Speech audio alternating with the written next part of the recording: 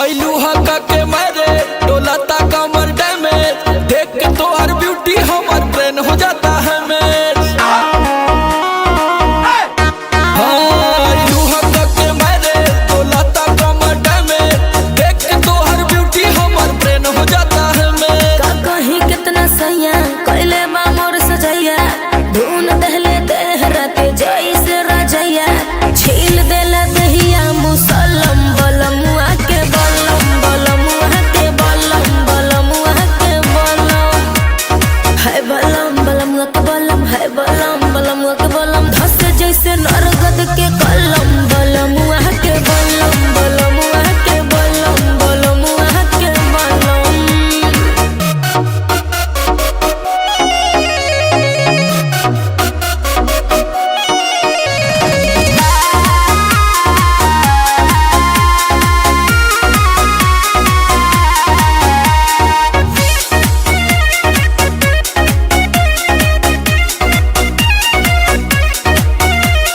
घुंघटा उठावते ही से जिया पगाड़ी लड़ल, हो गनी हम पानी पानी ऐसन रफ्तार बढ़ल, बुझला सोचहु में बोले दमदार बाड़ू मरदा, ऊपरा से नीचे ले उड़ा देले बगरदा। जब धैले कवारी मोर बढ़ल बेकरारी,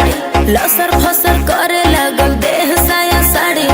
गरम रहे खाके मुर्ग मुसल्लम बलमुआ के बलम बलमुआ के बलम बलमुआ के बलम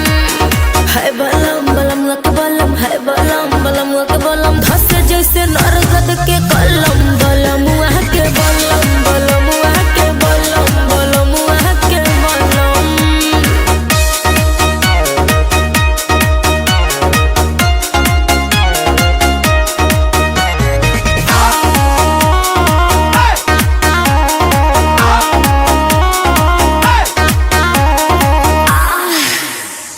एक बार भइल ना भोरेले कई बार गइल, नींबुआ के साइज हमर बढ़ी के अनार भइल,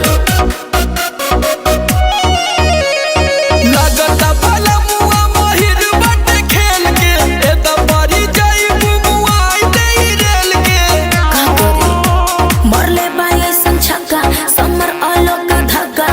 हौवे मरद हमर ओही में के पक्का, काम नहीं करे कौनो मलहम बलमुआ के बलम बलमुआ के बलम बलमुआ के बलम है बलम बलमुआ के बलम है बलम बलमुआ के बलम, छील देला दहिया मुसल्लम बलमुआ के बलम बलमुआ के बलम बलमुआ के बलम। दोस्तों वीडियो कैसा लगा कमेंट करके जरूर बताइएगा, एंड नेक्स्ट वीडियो किस गाने पे चाहिए जल्दी से बता दीजिएगा। सो कमेंट करिए, लाइक करिए, फॉलो